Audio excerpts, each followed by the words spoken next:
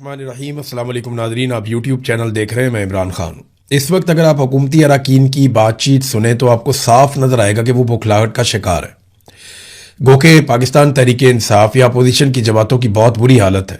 Establishment ताकत के बलबूते पे इक़्तिदार पे कब्जा किए हुए पाकिस्तान में मार्शल लॉ प्लस जैसी सूरत हाल है, लेकिन पाकिस्तान की मईशत, पाकिस्तान का अमन व अमान, पाकिस्तान के इदारों की सूरत हाल, इसने जो मौजूदा सियासी सेटअप है जिन्हें लाकर इक़्तिदार में बैठाया गया है, उनसे एतमाद छीन लिया है और वो किसी भी बात को एतमाद के साथ कर नहीं सकते। आप स्टेटमेंट सुने ना, कोई कहता है कि जनाब जो पेट्रोल महंगा हो रहा है इससे तो फर्क पड़ता है अमीर तबके को, इससे तो फर्क पड़ता है एलीट क्लास को। ऐसे ऐसे नमूने इन्होंने वजीर बनाए और फिर उसके बाद कंटेंट भी कोई नहीं है ना, नजरिया ही कोई नहीं है। इनके पास कुछ ऐसा नहीं है जो इनके वजीर जाके इनको डिफेंड करें। आसिम मुनीर साहब ने और शहबाज शरीफ ने मिलकर नवाज शरीफ की क़यादत में जो तबाही फेरी है पाकिस्तान में, और जरदारी साहब ने इसमें सहूलतकारी की है, फजलुर रहमान ने सहूलतकारी की है, ANP और MQM ने भी इसमें सहूलतकारी की है। इन PDM की जमातों ने पाकिस्तान के फौजी जर्नैलों के साथ मिलकर जो पाकिस्तान के साथ कर दिया, अब वहां से वापसी का तो ऐसा लगता है कि कोई रास्ता बचा ही नहीं है। जब तक पाकिस्तान में सियासी इस्तेहकाम नहीं आता और सियासी इस्तेहकाम आने के बाद वो लंबे अरसे तक नहीं रहता, तब तक पाकिस्तान इन मसाइल से नहीं निकल पाएगा। यानी यहां देखें ना, कोई ये कह रहा है कि जंग की वजह से महंगाई है, हालांकि आज भी इमरान खान साहब के दौरे हुकूमत के मुकाबले में आलमी मंडी में पेट्रोलियम मसनूआत की कीमतें कम है, लेकिन इमरान खान साहब बेच रहे थे 145 रुपए का डीजल, 150 रुपए का पेट्रोल, और आज उसकी कीमत 410 रुपए के आसपास है। हालांकि आलमी मंडी में कीमत कम है, यानी ये सस्ता पेट्रोल खरीद के महंगा बेच रहे हैं। इमरान खान ने एक दौर के अंदर सब्सिडी बहुत ज्यादा बढ़ा दी थी, उन्होंने पेट्रोलियम लेवी सिफर भी कर दी थी, लेकिन मौजूदा हुक्मरानों ने पेट्रोलियम लेवी ही 100 रुपए से जायद की हुई है और अभी लगातार ये बढ़ाते चले जाएंगे।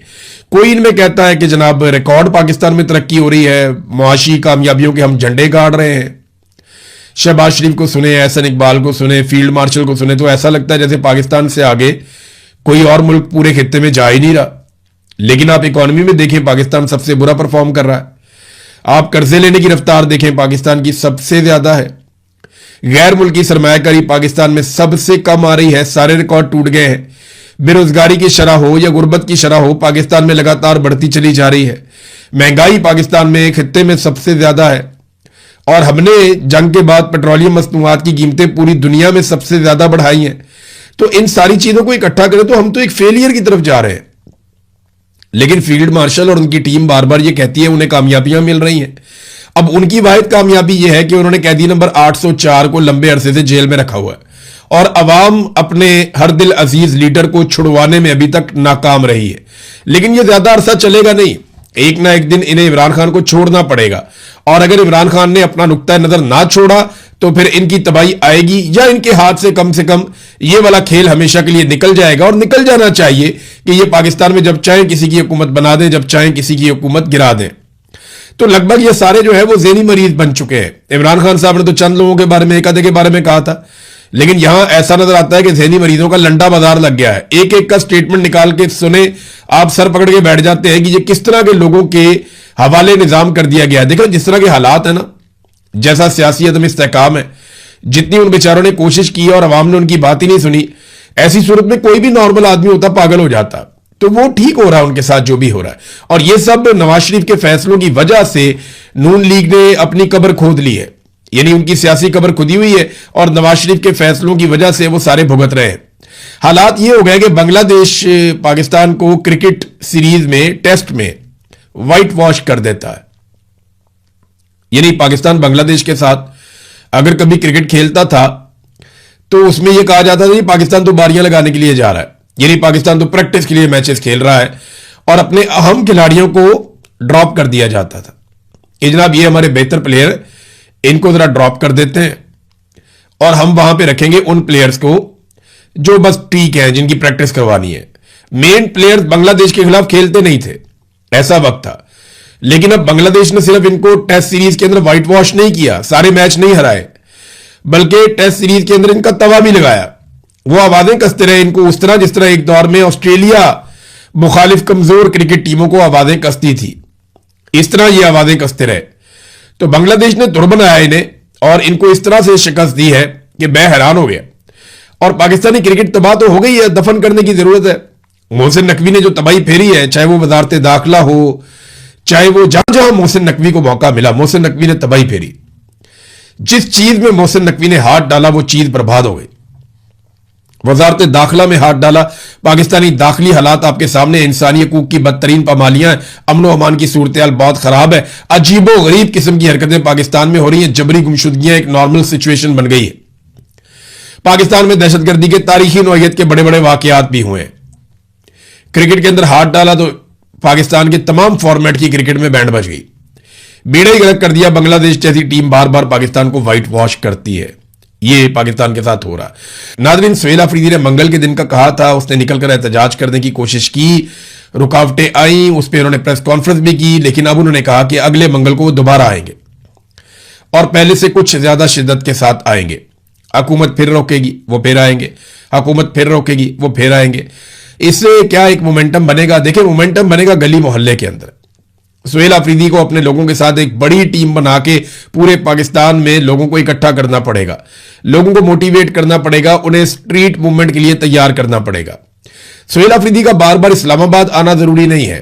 वो अगर सही तरीके से चलते तो अब तक वो इस काबिल हो जाते कि वो पाकिस्तान को बंद करने की सलाहियत पा लेते।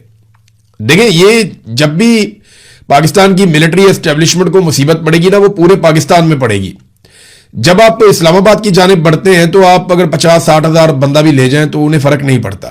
हां, अगर 2-3 लाख बंदा, 5 लाख बंदा आप इस्लामाबाद की तरफ लेकर चल पड़े, फिर तो मिलिट्री एस्टेब्लिशमेंट को फर्क पड़ता है।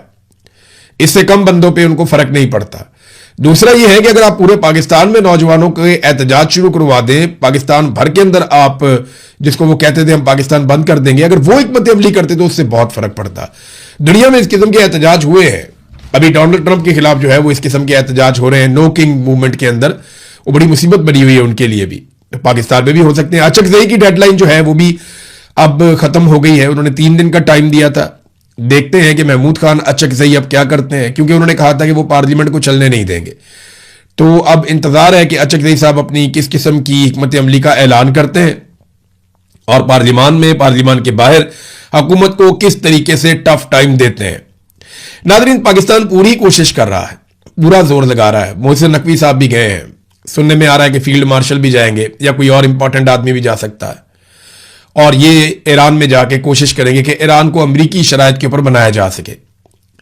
लेकिन हमारी औकात इतनी है कि हम अमरीकी शराइत को ईरान के सामने रख के उन्हें मनाने की कोशिश कर सकते हैं।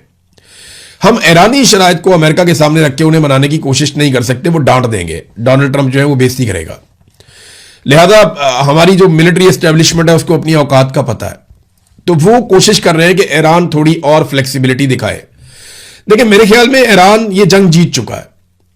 अगर उससे कुछ अच्छी डील मिलती है और कुछ फ्लेक्सिबिलिटी थोड़ी बहुत दिखानी भी पड़ती है, तो वो इस खित्ते के लिए वो फ्लेक्सिबिलिटी दिखा के अपना मफाद निकाल ले। देखिए, वो कुछ चीजों पे तो कॉम्प्रोमाइज बिल्कुल नहीं करेगा ईरान। अब उनका तारीख भी ऐसी है, उनका रिकॉर्ड भी ऐसा है कि कुछ ऐसी चीजें हैं जिन पे ईरानी कभी भी कॉम्प्रोमाइज नहीं करते, तो कुछ चीजों पे तो वो नहीं करेंगे, ये हम भी जानते हैं। लेकिन जहां वो कर सकते हैं, जितनी फ्लेक्सिबिलिटी वो दिखा सकते हैं, वो दिखा के अगर इस मामले को खत्म करते हैं तो ये पूरे खित्ते के लिए, पाकिस्तान के लिए, बल्कि पूरी दुनिया के लिए ये बहुत अच्छा हो जाएगा। डोनाल्ड ट्रंप को फेस सेविंग चाहिए, अगर हल्की फुल्की फेस सेविंग उसे मिल जाए तो शायद उसकी भी जान छूट जाएगी। अब ये एक इतला आई है, और ये इतला आई है, एक्शियस न्यूज है, और एक CNN के रिपोर्टर हैं और चैनल 12 के भी वो रिपोर्टर हैं। नाम है इनका बराक रेविड। इन्होंने एक दावा किया है। बराक रेविड का कहना है कि मंगल को डोनाल्ड ट्रंप और नेतन्याहू के दरमियान एक कॉल हुई थी, और इसने दावा किया, इस रिपोर्टर ने, बड़ा सीनियर रिपोर्टर है, कि इस कॉल में कशीदगी हुई दोनों के बीच में। डोनाल्ड ट्रंप को लगता है कि ईरान को कुछ मजीद लचक अगर वो दिखाता है तो एक डील ईरान के साथ की जा सकती है। यानी डोनाल्ड ट्रंप की जो बातचीत है उसमें लचक पे जाने की जो है वो गुंजाइश थी। लेकिन नेतन्याहू दोबारा से फौजी कार्रवाई का हामी है। अब यहां पे हाल ही में एक बात आप और ज़हन में रखें कि सऊदी अरब और UAE के ऊपर ड्रोन हमले हुए हैं, और यूएई की जानिब से बताया गया कि ड्रोन ईरान से नहीं, इराक से आए थे। और एक खबर और आप इसके साथ मिलाकर देख लें कि इराक में इसराइली खुफिया फौजी अड्डों की मौजूदगी की इतला भी मिली है। तो नेतन्याहू अगर जंग शुरू करना चाहता है तो इस किस्म का कोई बड़ा फॉल्स फ्लैग उसे करना पड़ेगा। मैं पहले भी कह चुका हूं कि इस रीजन में किसी वक्त भी कोई चिंगारी भड़क सकती है, कोई फॉल्स फ्लैग हो सकता है और सूरत-ए-हाल खराबी की तरफ जा सकती है। बहरहाल अमेरिका ने एक ईरान को तजावीज का मुसवदा एक और भिजवाया। जो ईरान ने भेजा था वो डोनाल्ड ट्रंप ने और उनकी टीम ने मुस्तरद कर दिया।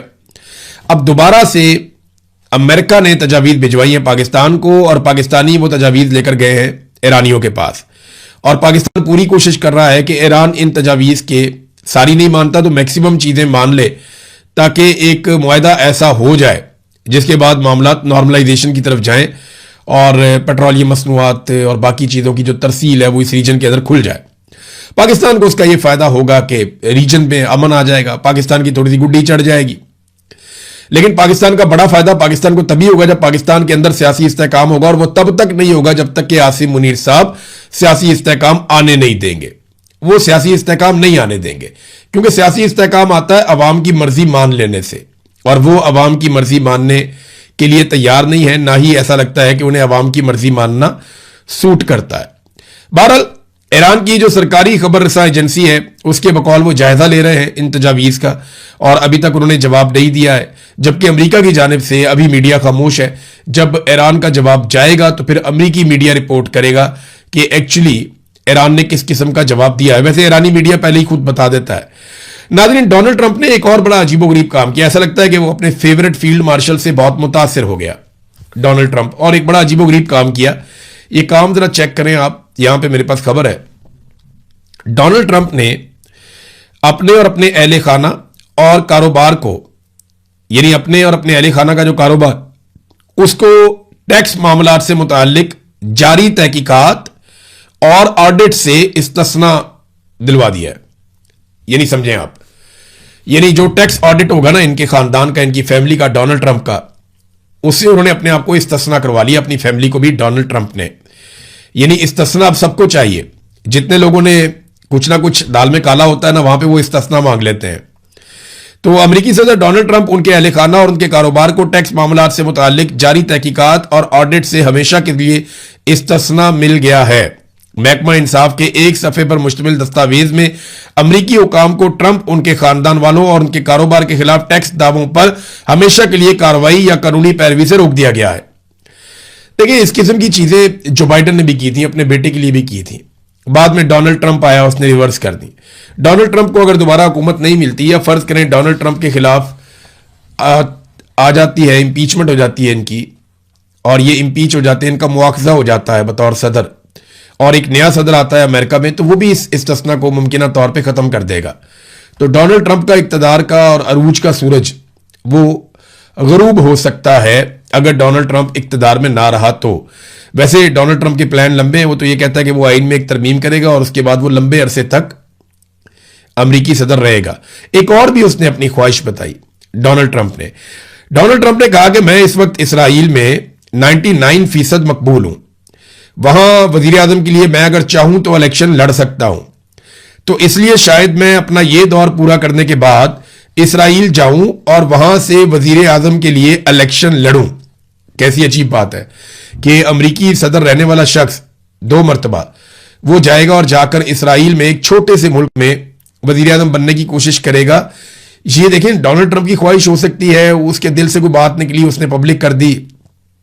लेकिन एक बात आप समझें कि इसराइल कितना इंपॉर्टेंट है, ये इसका आइडिया डोनाल्ड ट्रंप को है, और वहां कितनी ताकत है इसका आइडिया भी डोनाल्ड ट्रंप को है।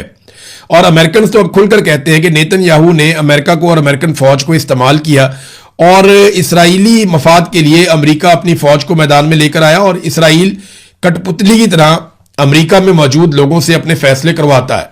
बहरहाल एक स्टेटमेंट जो है वो ईरान के सुप्रीम लीडर का भी आया, उससे आपको जरा आइडिया हो जाएगा कि टेम्परेचर कहां पे है। उन्होंने कहा जी, ईरान इस वक्त 2 आलमी दहशतगर्द अफवाज के खिलाफ तारीखी मुजाहमत कर रहा है।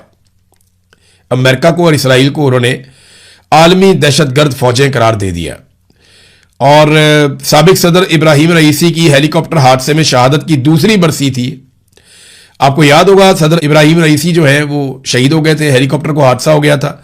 उसके बारे में कहा जाता है कि वो इसराइल की जानिब भी उसको मोड़ा जाता है, वाकये को दुश्मनों की जानिब मोड़ा जाता है कि वो ईरान के दुश्मनों ने वो अटैक किया था और वो एक साजिश के नतीजे में हुआ था, एजेंसियों की कार्रवाई थी। लेकिन बहरहाल अब इस मौके पर उन्होंने जो अपना पैगाम दिया, मुश्तबा खामनाई ने, उन्होंने कहा जी कि इब्राहिम रईसी को उन्होंने खराज तहसीन पेश किया और जो इस वक्त मुश्किलात हैं उनका भी उन्होंने तस्करा किया। लेकिन उन्होंने ये कहा कि अमेरिका और इसराइल जो दो आलमी दहशतगर्द अफवाज हैं, उनके खिलाफ ईरान इस वक्त तन्हे तन्हा लड़ रहा है।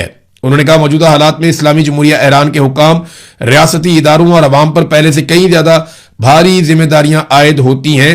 ईरानी अपनी सरजमीन के दिफा के लिए आखिरी सांस तक लड़ेंगे और दुनिया में दहशतगर्दी फैलाने वाले शर अंगेज ममालिक की धमकियों में नहीं आएंगे।